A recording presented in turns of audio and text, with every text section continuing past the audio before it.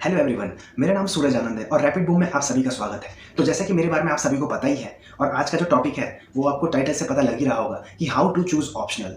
अगर मैं optional subject की बात करूं तो ऑप्शनल सब्जेक्ट है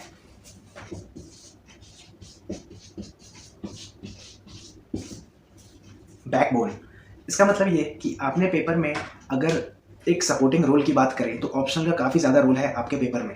एक गलत डिसीजन, एक गलत फैसला जो आपका जो टारगेट है यूपीएससी और आईएएस बनने का, तो कहीं ना कहीं वो तोड़ सकता है। ऑप्शनल का सिलेक्शन मैंने देखा है कि काफ़ी सारे यूट्यूब पे मैंने रिसर्च वगैरह भी करा है और यही पाया है कि जो ऑप्शनल सब्जेक्ट हैं, लोग यही कहते हैं कि जो आपका ग्रेजुएशन सब्जेक्ट है वो उठाओ या फिर जो आपका इंटरेस्ट है ये पढ़ो। तो ये दो तरीके मैंने देखे हैं जो काफ़ी सारे यूट्यूबर्स या फिर काफ़ी सारे जो टीचर्स हैं वो यूज़ कर रहे हैं। बट मेरे हिसाब से पहला जो स्टेप है कि जो सब्जेक्ट जिस सब्जेक्ट में आपने ग्रेजुएशन करा उसे उठाओ और उसे पढ़ो, तो ये कहीं ना कहीं एकदम गलत है। क्योंकि मैंने एनालाइज करा है अब तक जितने टॉपर्स रहे हैं जिनका सिलेक्शन हो चुका है, उसमें से 95% ऐसे लोग हैं जिन्होंने अपने ग्रेजुएशन सब्जेक्ट के अलावा एक दूसरा ऑप्शनल लिया और आज वो सेलेक्टेड होके आज पोस्टेड हुए पड़े हैं। तो पहला तो ये गलत है। इसका मतलब ये कि ये पुराने तौर तरीके हैं, इसे बदलने की ज़रूरत है। ग्रेजुएशन सब्जेक्ट ऐसा नहीं है कि हर किसी का जो ग्रेजुएशन सब्जेक्ट है वो स्ट्रॉन्ग ही हो, क्योंकि कॉलेज का लेवल अलग था और अब यूपीएससी का लेवल अलग है। दूसरे तरीके की बात करूँ तो लोग ये कहते हैं कि जिसमें इंटरेस्ट हो, तो ये कहीं ना कहीं ठीक है और इस पर अभी और बातें करते हैं।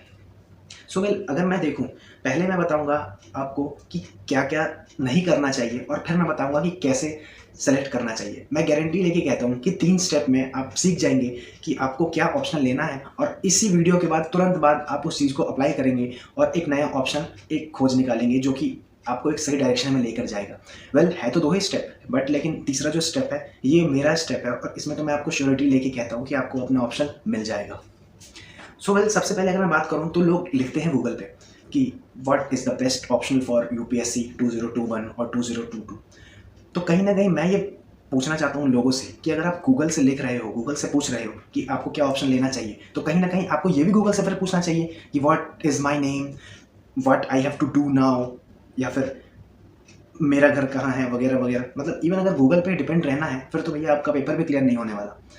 दूसरी अगर मैं बात करूँ तो लोग कहते हैं कि मेरे भैया ने ये लेके क्लियर किया है या फिर मेरी जो गर्लफ्रेंड है उसने ये लिया है तो मैं भी उसके साथ ये लेके पढ़ूंगा, फिर उसके बाद मेरे दोस्तों ने ये लिया है तो मुझे भी यही लेना चाहिए। तो ये सारे तरीके गलत हैं, इसका यूज़ नहीं करना चाहिए। अगर आपको अपना लाइफ बनाना है, आपको अगर आईएएस बनना है, तो कहीं ना कहीं आपका जो डिसीज़न है वो खुद होना चाहिए और डिसीजन मेकिंग एक स्ट्रॉन्ग पर्सनैलिटी को शो कराता है। तो कहीं ना कहीं आपको खुद अपना डिसीजन लेना चाहिए लाइफ में और आगे बढ़ना चाहिए। फिर उसके बाद लोगों का जो एक मिथ है कि लो स्कोरिंग है, हाई स्कोरिंग है, सिलेबस ज़्यादा है, सिलेबस कम है, तो ये सारी चीज़ें बहुत बड़ा मिथ है। इन सारी चीज़ों को निकाल के मन से फेंक दो, क्योंकि जो ऑप्शनल है कोई बुरा नहीं है, कोई ख़राब नहीं है, कोई लो स्कोरिंग नहीं है। आप अगर आपको अगर लगता है कि कोई सा भी सब्जेक्ट ऐसा है जो कि स्कोरिंग नहीं है, तो मैं ये आपसे कहता हूँ कि पिछले पास्ट रिजल्ट देखो और अगर ऐसा कोई भी सब्जेक्ट मिल जाए जिसमें बच्चों ने कम स्कोर करा हो, फिर मुझे आके बताना कि वो सब्जेक्ट ख़राब है। सब्जेक्ट तो वैसे कोई ख़राब होता नहीं है, ख़राब होता है लोगों का करने का तरीका। मैं ये गारंटी लेके कहता हूँ कि जो मेरा ऑप्शनल है वो लोग यही कहते हैं कि काफ़ी बड़ा है, काफ़ी टाइम वेस्टिंग है और सिलेबस काफ़ी इधर उधर से आते हैं चीज़ें, मटेरियल अवेलेबल ज़्यादा नहीं है, और फिर उसके बाद और कहेंगे कि चेंज कर दो इसे, काफ़ी लंबा टाइम लेगा। बट उन सब लोगों की तो सुननी ही नहीं चाहिए। मन से खुद यही पूछो कि यार ये कहाँ से आते हैं ऐसे लोग। लोगों की मत सुनो, अपना चुनो और आगे बढ़ो, यही एक फंडा है मेरा। और ऑप्शनल सब्जेक्ट की अगर मैं बात करूँ तो कहीं ना कहीं ऑप्शनल सब्जेक्ट एक आपका डिज़ाइन है। अगर आप घर बनाते हैं तो आपका जो बेस है वो एनसीईआरटी है, यानी आपका जो यूपीएससी का सपना है तो उसका जो बेस है वो एनसीईआरटी है। और डिज़ाइनिंग वगैरह अगर करना है, डिज़ाइनिंग करने का मतलब ये कि इस स्कोर को और ऊपर लेके जाना है, तो कहीं ना कहीं उसमें जो मदद है वो आपका ऑप्शनल सब्जेक्ट ही करेगा। ऑप्शनल सब्जेक्ट की अगर मैं बात करूँ तो ऑप्शनल सब्जेक्ट आपको ये सब बिल्कुल चीज़ें नहीं देखनी है कि मार्केट में रिसोर्सेज कम है, टीचर्स कम है, या फिर दोस्त ने ये लिया, या फिर मेरे किसी मेंटोर ने ये लिया, मुझे यही लेना चाहिए, या फिर जितना एक और मिथ आता है कि ट्रेंड क्या चल रहा है। ट्रेंड कहने का मतलब ये है कि पिछले कुछ सालों में लोगों ने ये लिया और अब आज टॉप करके लवासना बैठे हैं। तो वो जो ट्रेंड वाली चीज़ें हैं वो तो बिल्कुल नहीं करनी चाहिए, क्योंकि एक बात खुद से पूछो कि ट्रेंड में आने के लिए उन्होंने उस सब्जेक्ट पे कितने सालों मेहनत किया होगा, तब वो सब्जेक्ट को ऊपर लेके आए हैं। तो ये सारी चीज़ें हैं, इन सारी चीज़ों पे ध्यान नहीं देना चाहिए। और फिर मैं इसके बाद ये कहूँगा, एक और गड़बड़ी लोग करते हैं कि किसी नए कोचिंग में एडमिशन लिया जीएस के लिए, और फिर उन्हें कोचिंग वाले समझाते हैं कि जो ये ऑप्शनल है ये ले लो, ये ट्रेंड में है, क्योंकि उनके पास वही अवेलेबल होता है। हो सकता है जो आपका ऑप्शनल है वो उनकी कोचिंग में अवेलेबल ना हो, जिस वजह से वो आपको प्रेशर डाल के कहते हैं कि यही ले लो, हमारे पास से कर लो, और हम एक श्योरिटी देते हैं आपको कि आपका सिलेक्शन हो जाएगा, क्योंकि उन्हें तो मेन पैसे चाहिए होते हैं। बाकी पैसों को वेस्ट ना करें, काफ़ी ज़्यादा मेहनत से कमाते हैं लोग पैसे। फिर उसके बाद एक और चीज़ की मैं बात करूं जो कि मिथ ही है लोगों के मन में, कि अगर मान के चलूं जो ये सब्जेक्ट मैंने लिया है वो जीएस के किसी पेपर से ओवरलैप करेगा या नहीं करेगा। बहुत सारी टेंशन है, बहुत सारे कन्फ्यूज़न है, लेकिन सॉल्यूशन कोई बताता नहीं है। ओवरऑल लोग यही कहते हैं कि दिल की सुनो, जिसमें ग्रेजुएशन करा है वो करो, या फिर जिसमें इंटरेस्ट है वो करो। इसके अलावा मैंने कहीं नहीं देखा, ना पढ़ा, ना सुना कि लोगों ने कहीं इससे आगे भी कोई बातें करी हो। बट इस वीडियो के बाद आपको अपना ऑप्शन 100% मिलने वाला है। सो वेल, अब बात करता हूँ मैं कि ऑप्शन चुने तो चुने कैसे, और उसे पढ़े तो पढ़े कैसे। सबसे पहले देखो, टोटल अगर ऑप्शन की मैं बात करूँ तो 25 सब्जेक्ट हैं टोटल, जिसमें एग्रीकल्चर है, एंथ्रो है, मेडिकल है, हिस्ट्री है, ज्योग्राफी है, इकोनॉमिक्स है, इंजीनियरिंग के कुछ हैं। फिर उसके बाद अगर लिटरेचर की बात करूँ तो टोटल 23 के करीब लिटरेचर सब्जेक्ट्स हैं, जिसमें हिंदी है, मैथिली है, डोगरी है, असामीज़ है, बंगाली है, वगैरह वगैरह, ये सारी चीज़ें। तो एक लिस्ट उठाओ और लिस्ट में जितने सारे ऑप्शनल सब्जेक्ट्स हैं उन सबको एक एक एक एक करके लिखते जाओ, लाइक ऐसे।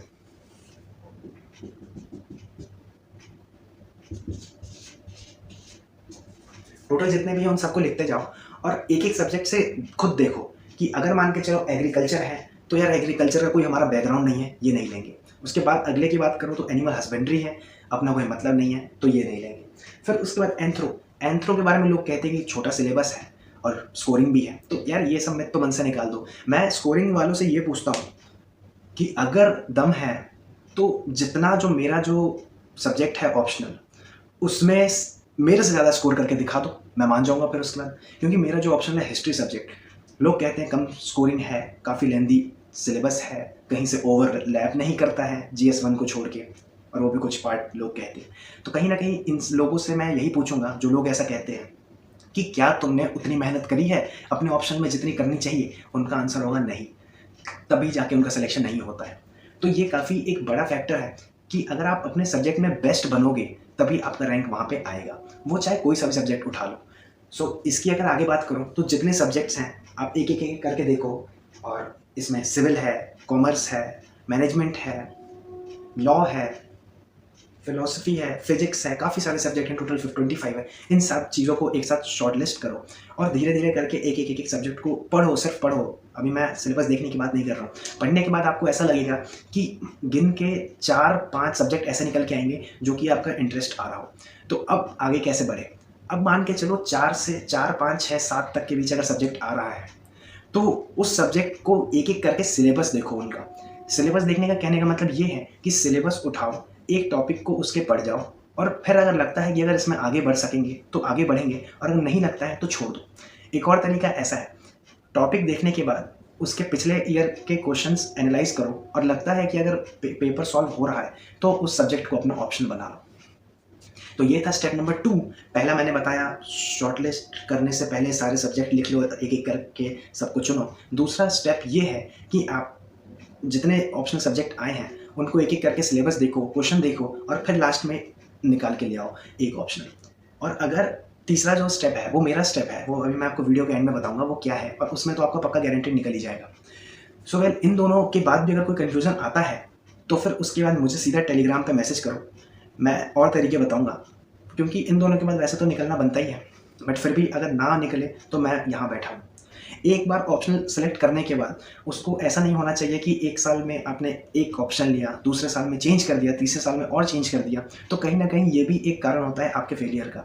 यूपीएससी के पेपर में जो ऑप्शनल लिया है, हो सकता हो वो ऑप्शनल आपसे वो मांग रहा हो जो आप उसको ना देना चाह रहे हो, या फिर आपने उतनी मेहनत ना करी जितना वो मांग रहा हो। तो कहीं ना कहीं साल बाई साल यही सोचते रहो कि इस सब्जेक्ट में अगर मुझे 6 महीने लगे हैं ख़त्म करने में, तो अब ये कहीं ना कहीं मुझे 3 महीने में हो जाना चाहिए। फिर एक टाइम आएगा जो आप 2 महीने में उसका रिवीजन मार के आगे बढ़ते जाओगे, तब लोगों के सुनने की आपको ज़रूरत नहीं पड़ेगी।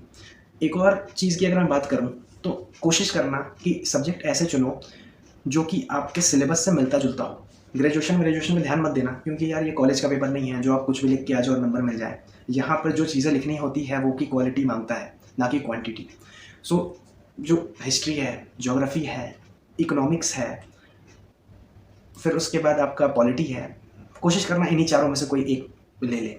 सोशियोलॉजी हो गया या फिर पबेड हो गया है। पबेड में लोग कहते हैं कि चीज़ें जो हमें ब्यूरोक्रेट में जाके करनी होती है वो पहले ही सिखा देते हैं, पहले ही पढ़ना पड़ता है। तो यार एक बात बताओ, उस टाइम में वहाँ जाने के बाद भी तो चीज़ें आप सीख सकते हो। क्या पता आप पहले सीख के रह जाओ और पेपर में भी आप रह जाओ। तो ये सारी चीज़ें मेरे दिमाग से निकाल दो कि ये बाद में काम आएँगी, बाद में चीज़ें खुद ब खुद समझ आ जाएँगी आप सभी को। सो वेल, देखूँ तो सिलेबस के अकॉर्डिंग ही सब्जेक्ट चुनो, क्योंकि कहीं न कहीं होता क्या है कि ये 4 सब्जेक्ट पढ़ने के बाद आपको कहीं न कहीं किसी एक सब्जेक्ट में ज़्यादा मन लगने लगेगा। वो चाहे हिस्ट्री भी हो सकता है, पॉलिटी भी हो सकता है, ज्योग्राफी भी हो सकता है या फिर इकोनॉमिक्स भी हो सकता है। तो कहीं न कहीं मैं बोलूँगा कि इन चारों में से ही चुनने की कोशिश करो, नहीं तो बाकी जो मैंने स्टेप वगैरह बताया ये काफ़ी बेस्ट है। सो वेल, अब मैं बात करता हूँ स्टेप नंबर 3 की, जो कि मेरा स्टेप है। स्टेप नंबर 3 की अगर मैं बात करूँ, अगर इन सब चीज़ों के बाद भी अगर आपका ऑप्शन आपको नहीं मिला, तो मैं सीधा कहूँगा आँख बंद करके, मेरे पे विश्वास करके इस सब्जेक्ट को चुनो।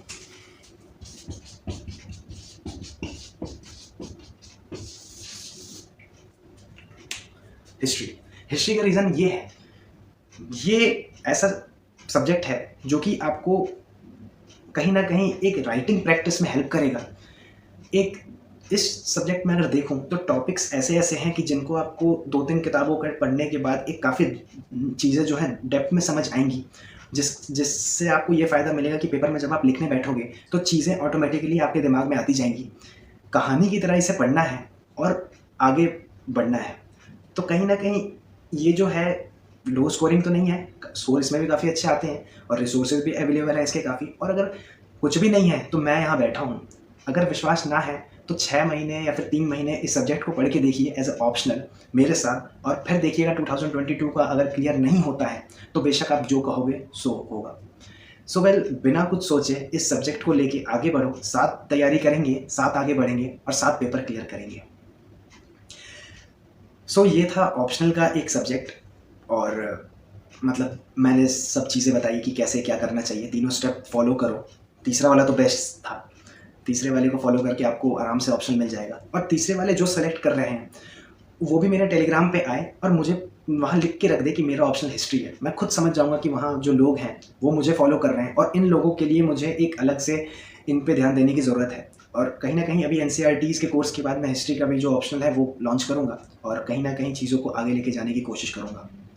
सो वेल, इसके बाद अगर मैं बताऊँ तो मेरे अनअकैडमी का तो आप सभी को पता ही है, क्योंकि अगर मैं इंडिया के लार्जेस्ट और सबसे बेस्ट प्लेटफॉर्म पे हूँ तो कहीं ना कहीं मैं इसी वजह से हूँ क्योंकि मैं बेस्ट हूँ अपने फील्ड में और अपने लाइन में। इसका मतलब मुझे चीज़ों का अच्छा खासा नॉलेज है, एक्सपीरियंस है, तभी तो शायद आज आप सभी को यहाँ मैं बता रहा हूँ। तो चीज़ों में बेस्ट बनो, आगे बढ़ो, मुझे टेलीग्राम पे मैसेज करो, पर्सनली मैसेज करो, मुझे परेशान कर दो कि मेरा ये डाउट है और मैं कहीं ना कहीं उसे सॉल्व करने की कोशिश करूँगा ही। और क्योंकि मैं भी चाहता हूँ ना कि मेरे साथ साथ हर कोई बेस्ट बने। तो चलिए फिर चीज़ों को फॉलो करते रहिए, आगे बढ़ते रहिए। तब तक के लिए जय हिंद।